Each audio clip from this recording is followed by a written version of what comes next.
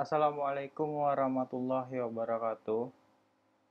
Oke, ini adalah materi berikutnya di video ini. Jadi pada video ini kita bakalan membahas dan belajar tentang pengenalan web server dan akses web pada server menggunakan DNS. Nah, jadi kita bakalan belajar bagaimana sih web server itu dan apa sih web server itu. Lalu bagaimana sih uh, uh, mengakses si web server itu menggunakan DNS. Nah, di materi sebelumnya kita sudah belajar apa itu DNS, bagaimana setting DNS, dan apa sih tujuan dari DNS itu.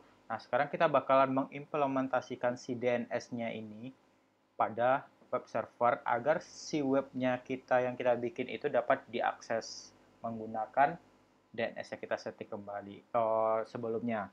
Nah, oke. Sekarang kita bakalan masuk ke pengenalan web server. Jadi, apa itu web server? Jadi, web server adalah salah satu komponen yang harus dimiliki pada sebuah web. Jadi, setiap web itu pasti memiliki web servernya. Nah, lalu di setiap server, jika server itu diakses oleh klien untuk sebuah web atau informasi web harus memiliki web server ini. Lalu server adalah sebuah software. Jadi web server itu adalah sebuah software yang memberikan layanan berbasis data dan berfungsi menerima permintaan dari HTTP atau HTTPS. Nah, jadi si web server itu nantinya bakalan menerima atau melayani si klien menggunakan protokol HTTP atau HTTPS. Nah, tapi untuk percobaan atau praktek video ini kita bakalan menggunakan HTTP. Kenapa? Kalau HTTPS otomatis harus ada sertifikat dan konfigurasinya lebih detail lagi atau lebih kompleks lagi. Nah, walaupun di satu sisi HTTPS itu security-nya lebih aman daripada HTTP ini.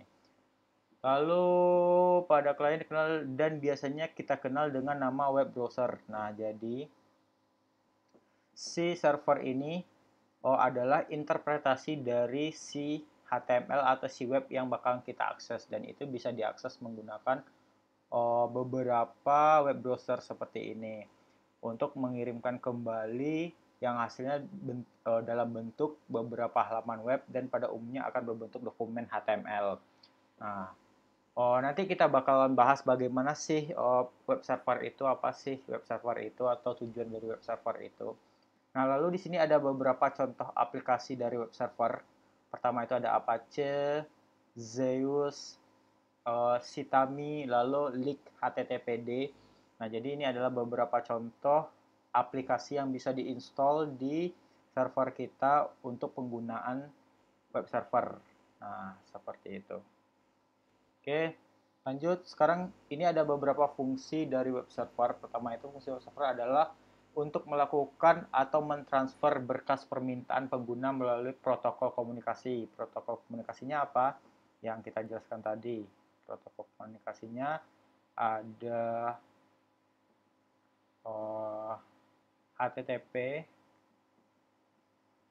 lalu ada HTTPS tadi. Nah, itu HTTPS. Nah, jadi protokol komunikasinya ada HTTP atau HTTPS yang telah ditentukan sedemikian rupa. Jadi untuk settingan HTTP dan HTTPS sebenarnya ada settingannya juga. Jadi misalkan teman-teman mau pakai HTTPS nanti bakalan ada settingan lagi. Lalu halaman web yang diminta terdiri dari berkas, teks, video, gambar, file, dan banyak lagi. Jadi dia bakalan pada web server itu dia bakalan menghubungkan antara si server dan si kliennya seperti itu sebagai gerbang penghubung antara klien dengan front end dan back end. Nah, seperti yang kita ketahui bersama kalau di sebuah web itu terdapat dua bagian, ada yang namanya front end dan ada namanya back end. Nah, yang dimana front end itu biasanya adalah UI dari si web yang kita bikin atau yang kita kembangkan. Nah, jadi UI itu seperti CSS, lalu tampilan dari si web kita. Nah, itu termasuk ke dalam front end. Sedangkan back end itu contohnya adalah database dari web kita sendiri. Nah, contoh dari backend adalah database dari web kita sendiri. Nah, jadi apa hubungannya antara backend dan frontend? Jadi pada web itu, pada sebuah web sudah terdapat frontend dan backend-nya. Nah, jadi yang mempersatukan antara frontend dan backend ini nantinya adalah si web server ini.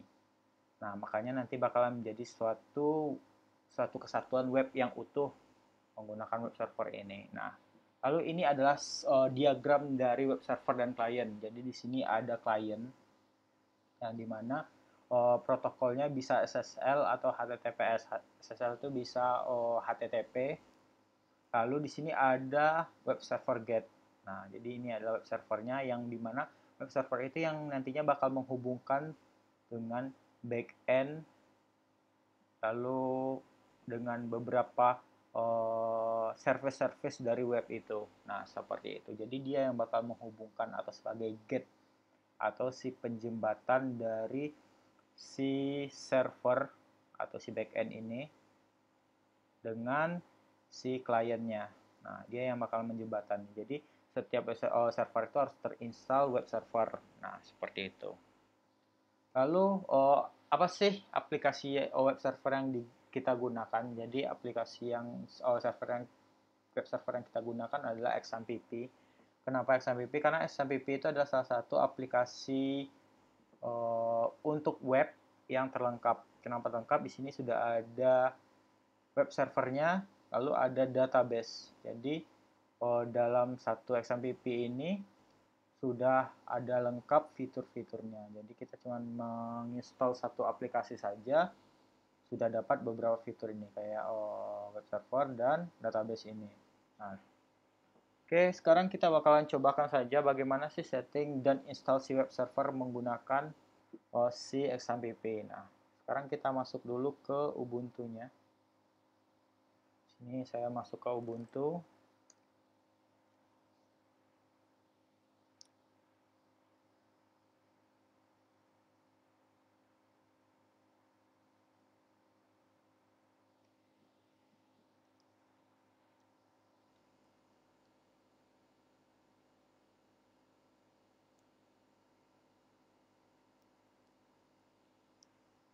Nah, oke, sekarang kita download dulu aplikasinya, aplikasi XAMPP-nya. Jadi kita butuh file installer untuk si XAMPP-nya. Jadi tinggal ketik saja XAMPP download XAMPP. Nah, lalu di sini ada download XAMPP. Nah, oke, lalu silakan disesuaikan dengan dengan OS yang dibutuhkan atau yang digunakan. Karena kita menggunakan Linux, sekarang kita pakai yang Linux. Nah, lalu di sini ada yang download 64 bit, silakan download yang 64 bit. Nah, lalu silakan ditunggu downloadannya sampai selesai. Nah, jadi saya sudah download si XAMPP-nya, jadi silakan di-download dulu saja. Lalu bagi yang menggunakan Ubuntu 32 bit, jadi kita lihat dulu more download. Lalu di sini ada beberapa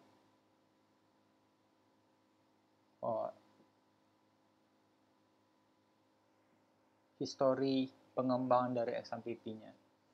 Nah, kita lihat dulu yang kalau nggak salah yang 32 itu ada di 5 versi 5. Kita lihat dulu.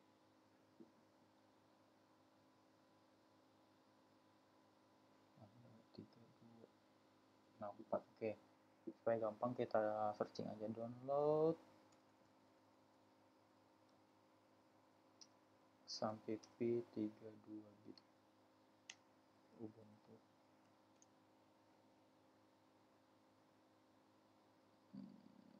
Oke.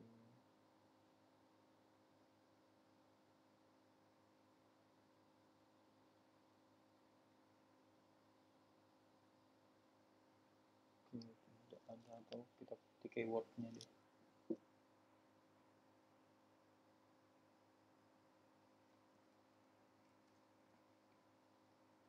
Download XAMPP 32 bit Linux.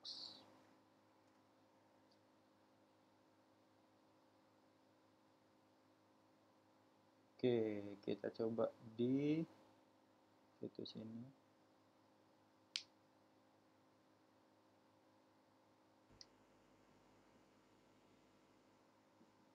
Nah, oke, jadi di sini sudah ada link download untuk XAMPP yang 32 bit. Silahkan diklik saja ini. Nah, dia bakalan mendownload XAMPP yang 32 bit. Silahkan di save file saja. Nah, oke. Kita lihat dulu Linux.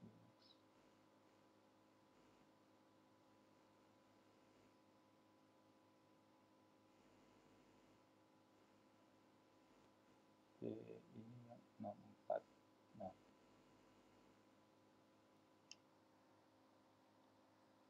oke, 32 bit.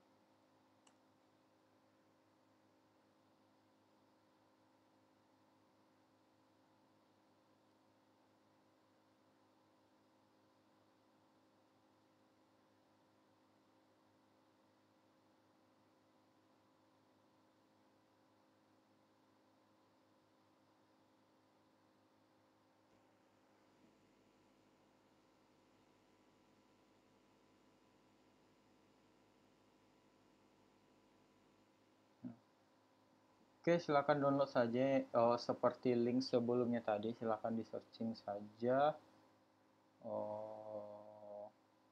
XAMPP yang 32 bit untuk OS Ubuntu yang 32 bit di situs ini. Nah, sekarang kalau sudah selesai mendownload si file installer si XAMPP-nya, sekarang kita buka terminal terlebih dahulu. Nah, lalu hal yang pertama yang harus kita lakukan adalah update OS dulu. Sudo apt get update. Masukkan password usernya.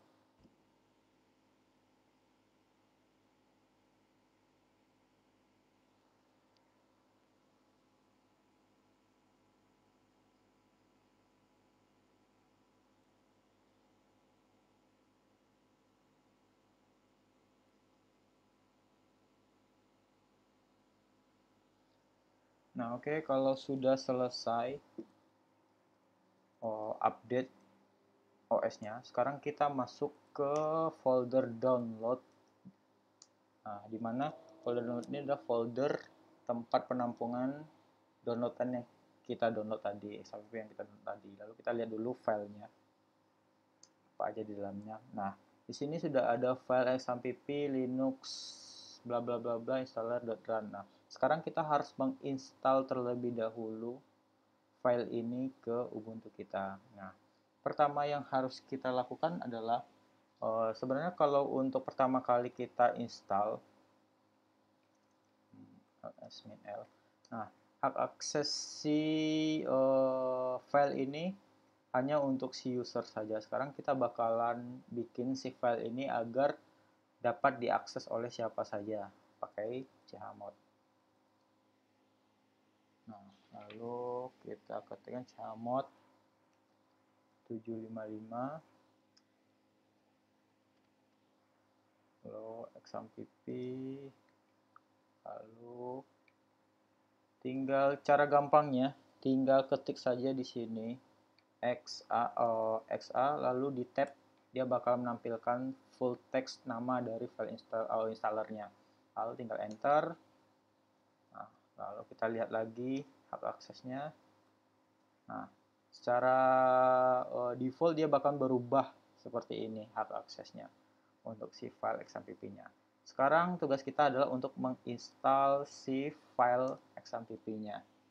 Caranya pakai perintah sudo titik slash, lalu nama filenya, ketik saja xa lalu tab lalu enter.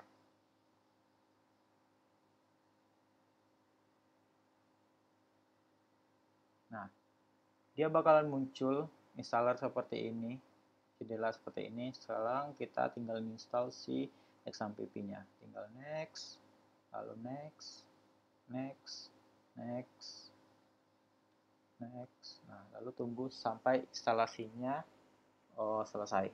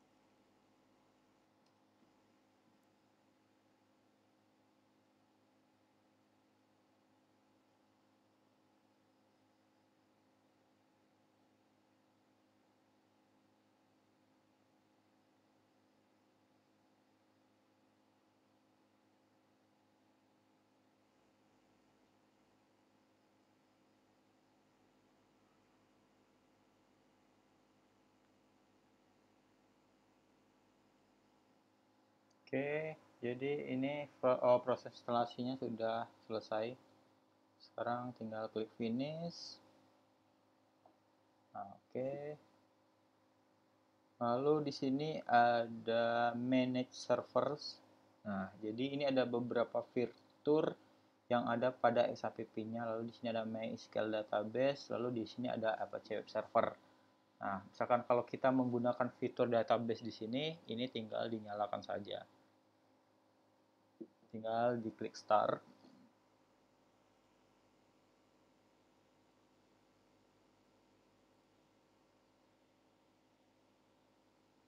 Nah, oke. Oke, jadi di sini web server kita sudah berjalan.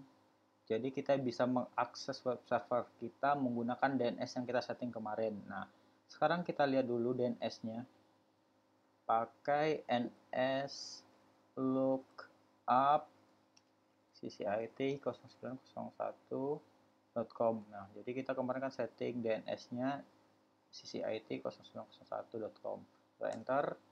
Oke, jadi di sini sudah ada name-nya cit0901.com untuk DNS-nya, lalu IP address-nya seperti ini. Nah, sekarang kita coba buka di browser, apakah bisa pakai DNS itu, namanya cit901. Lalu biasanya kalau untuk SMTP itu pakai dashboard. Nah, enter. Nah, oke, sekarang kita sudah berhasil masuk ke dashboard si XMPP. Nah, lalu misalkan kita mau menggunakan database atau MySQL si XMPP. Caranya pakai MySQL. Oke, kita lihat dulu di sini dia pakai apa. Oke.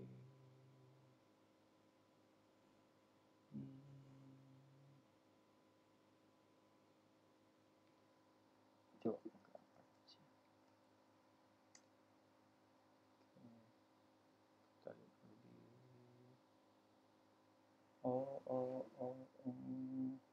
dashboardnya dulu.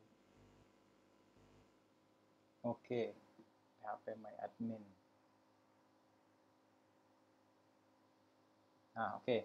Jadi ini adalah tampilan untuk database si MySQL-nya. Jadi misalkan di sini kita bisa bikin create database. Untuk query yang digunakan sama seperti query SQL yang teman-teman pelajari pada semester 1 quarter 2. Jadi sama kayak misalkan kita mau bikin database, create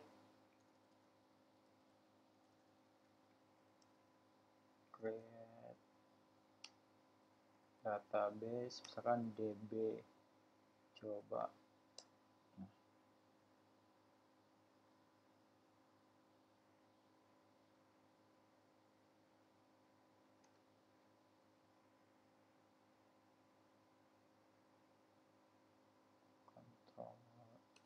Nah, oke. Nah, jadi di sini sudah tercreate sebuah database namanya DB coba. Lalu misalkan mau bikin table sama seperti SQL juga, create table, misalkan namanya tbl coba 1, lalu misalkan isinya misalkan integer ID, lalu dia primary key,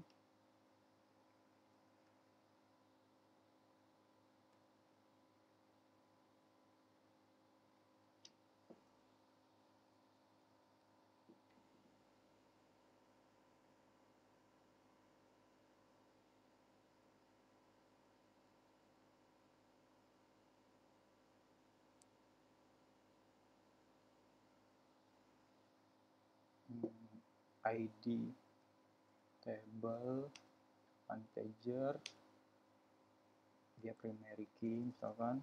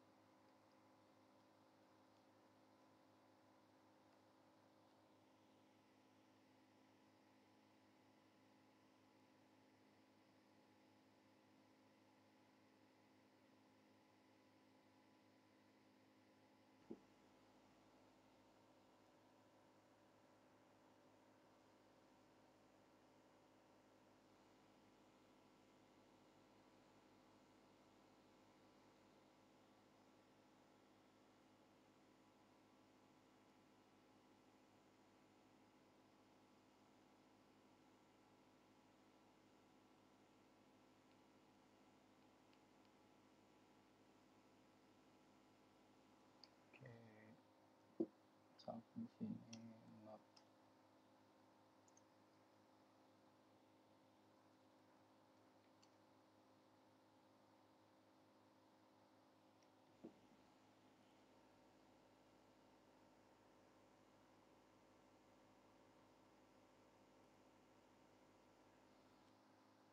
Lalu dia ada primary key, lalu misalkan di sini ada nama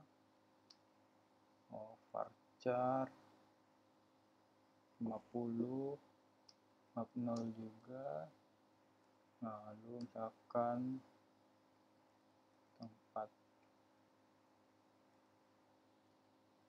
lahir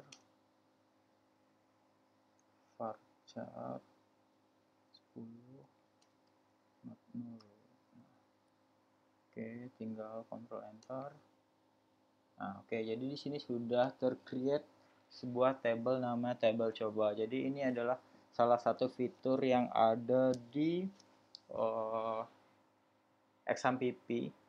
Misalkan mau lihat tabelnya juga sama kayak SQL pada umumnya, kayak select bintang from tbl _1 lalu Ctrl Enter.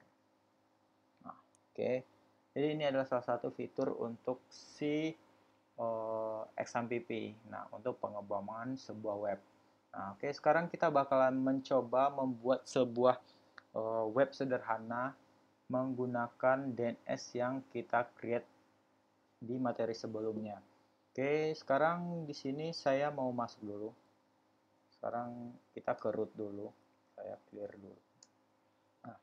Oke, sekarang kita harus masuk dulu ke super user, menjadi super user menggunakan sudo su. Lalu sekarang kita harus mengakses file sistem. Nah, masuk ke etc, lalu kita lihat dulu apa sih yang ada di file etc. Lalu kita seharusnya harus masuk ke folder lam. Folder lam di sini. Bukan, kita harus masuk ke opt dulu.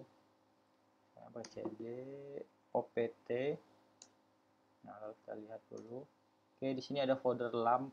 Lamp itu adalah folder untuk si XAMPP-nya. Lalu kita masuk ke lamp. Nah, lalu oke. Kita cari di sini ada htdocs. Jadi htdocs ini adalah tempat melekatnya HTML. Jadi misalkan teman-teman mau bikin sebuah web, nah HTML-nya itu harus kita taruh di htdocs-nya agar bisa diakses sama web servernya. Jadi mau nggak mau kita harus masuk ke htdocs-nya. Htdocs. Nah, oke, kita lihat dulu isinya apa. Nah, di sini ada isinya dashboard, ini dan lain-lain. Nah, sekarang kita bakalan bikin sebuah file HTML pakai gedit. Kita bikin namanya index.html.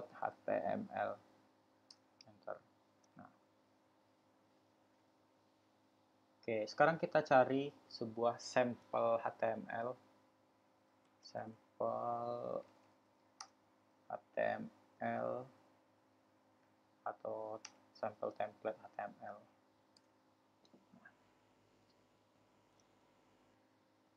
Oke, biasanya di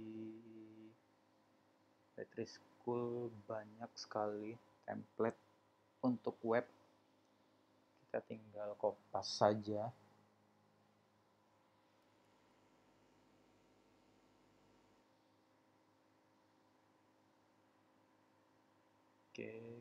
kita pilih salah satu yang menarik. Oke, saya coba yang pertama saja, seperti ini. Tinggal klik yang try it yourself. Nah, lalu tinggal di Ctrl A, filenya HTML-nya tinggal kita copy. Lalu kita paste di indeks HTML yang kita create tadi. Nah, seperti ini. Lalu kita save. Oke, sekarang kita close. Nah, setelah itu kita reboot dulu server kita. Kayak reboot, kita reboot dulu atau kita restart dulu.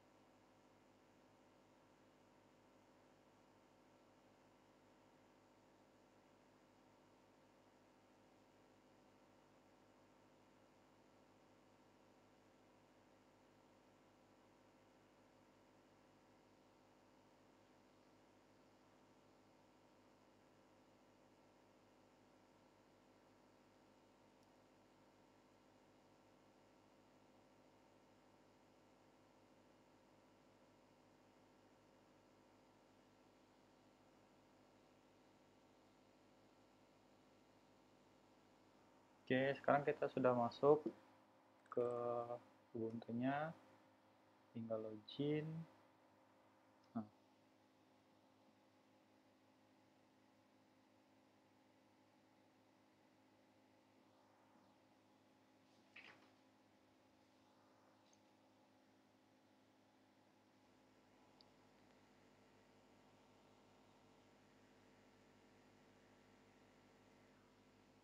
oke, sekarang kita masuk ke terminal.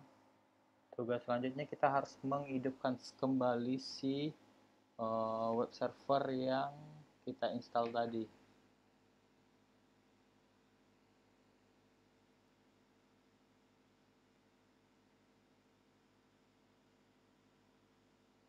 Nah, menggunakan sudo /opt/lampp lalu /lampp lalu start. Oke, password usernya. Oke, sekarang ini sampai ke setting Apache oke, starting MySQL oke, starting ProFTPD oke. Jadi si Apache web servernya sama MySQL-nya sudah berjalan. Nah, sekarang kita bakal mencoba HTML yang kita create atau kita bikin tadi, apakah sudah berjalan di web servernya. Nah, tadi kan kita pakai DNS CIT 0901.com/index.html. Nah, kita cobakan. Oke, ada yang ketinggalan. CIT. Oke.